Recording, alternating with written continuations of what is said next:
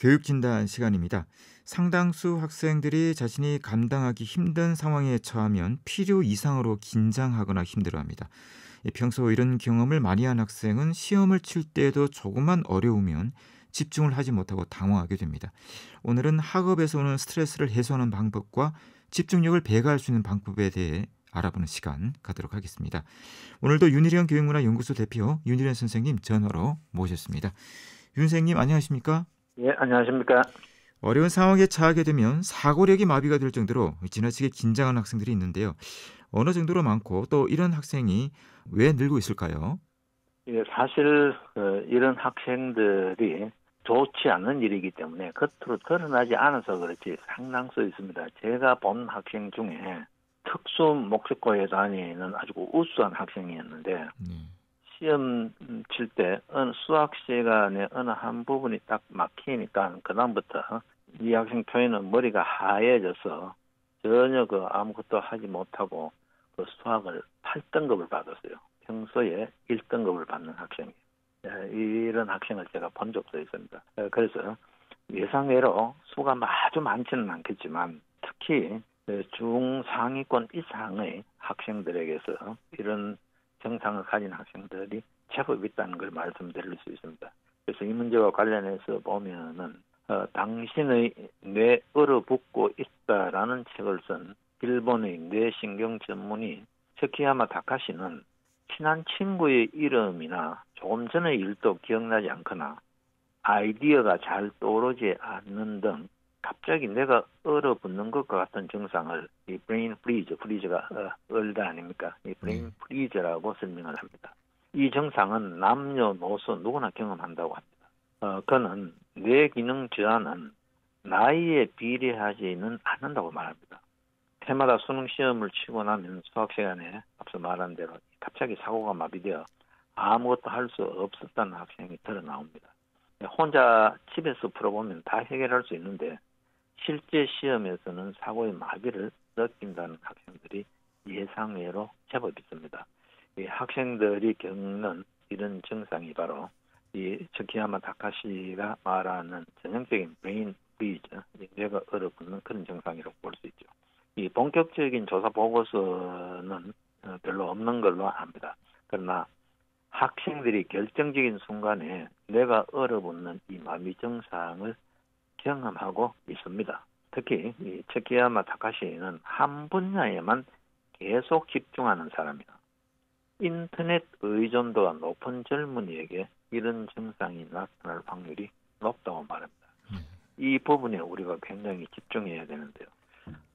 갑자기 어려움이 처하면은 마비되는 듯이 얼어붙는 듯한 이런 증상은 한 분야에만 계속 집중한다.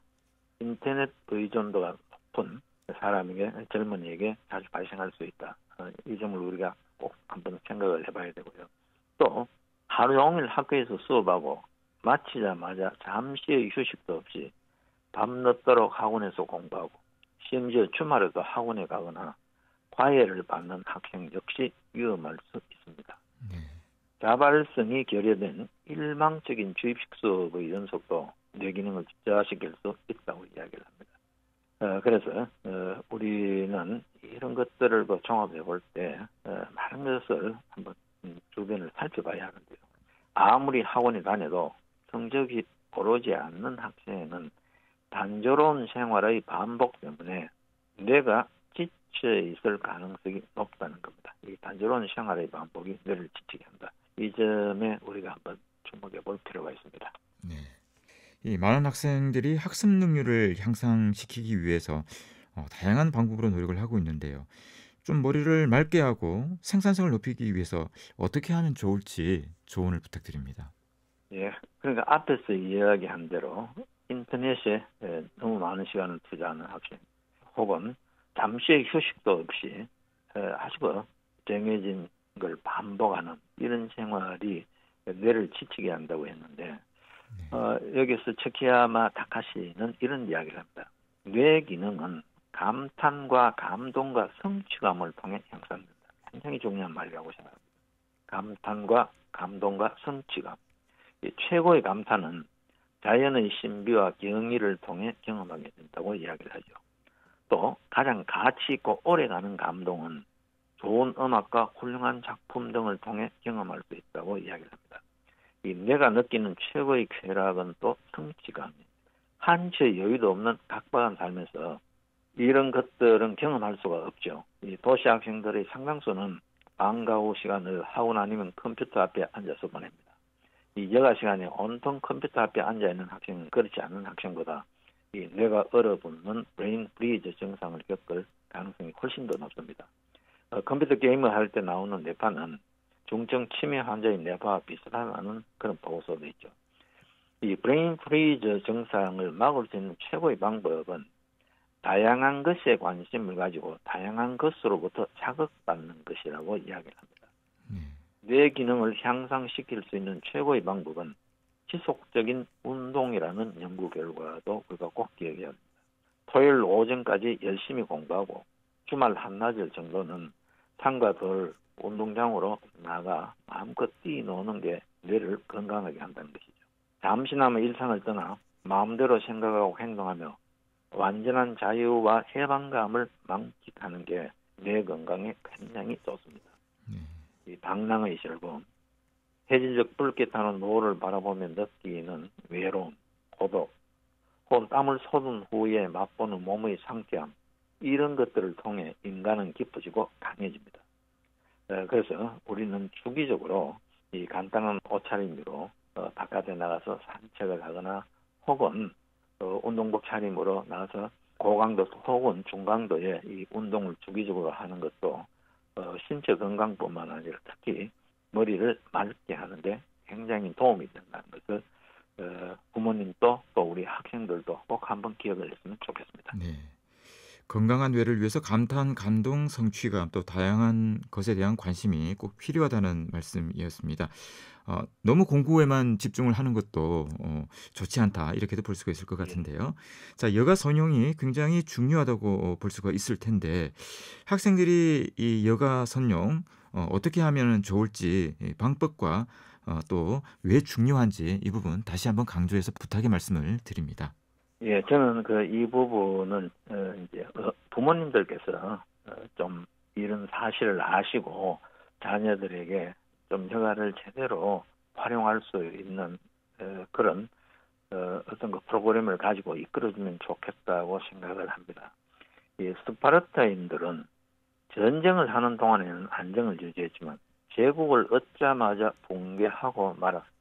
그들은 평화가 가져다주는 여가를 사용하는 방법을 몰랐기 때문입니다.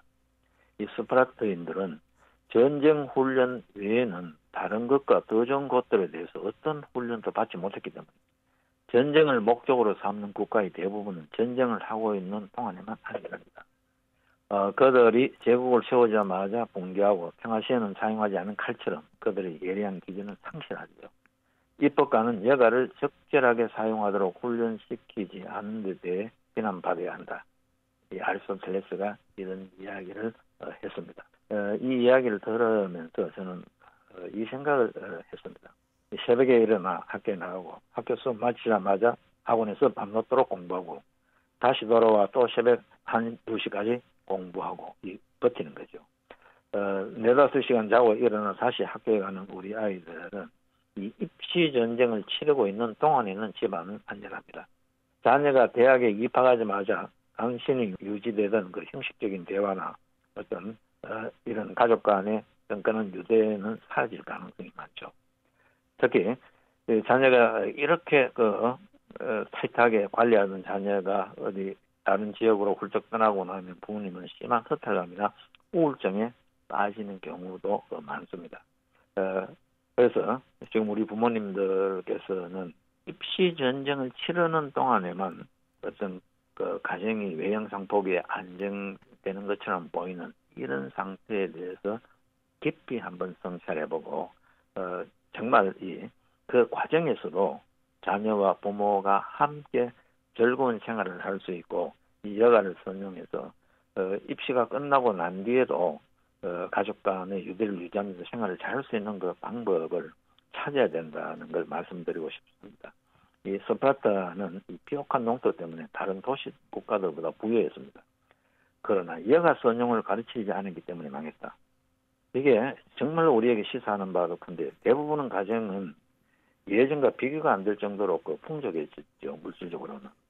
그러나 아이들은 체계적인 여가 교육을 받지 못하고 또 예술을 향유할 수 있는 어떤 소양과 인문적 교양이 결여된 상태로 대학에 입학하다 보니 별 죄의식 없이 방종과 패배에 빠져들기도 합니다. 그래서 우리 부모님들께서는 이 점을 꼭 생각하시고 입시 공부가 중요하지만 틈틈이 여가를 선용해서 일부러 빈 시간을 만들어서 함께 즐길 수 있는 이 훈련 또한 청소년기에 해야 된다는 것을 우리가 같이 한번 생각해 보면 좋겠습니다. 네, 오늘 말씀 여기까지 듣겠습니다. 고맙습니다. 윤일현 교육문화연구소 대표 윤일현 선생님이었습니다.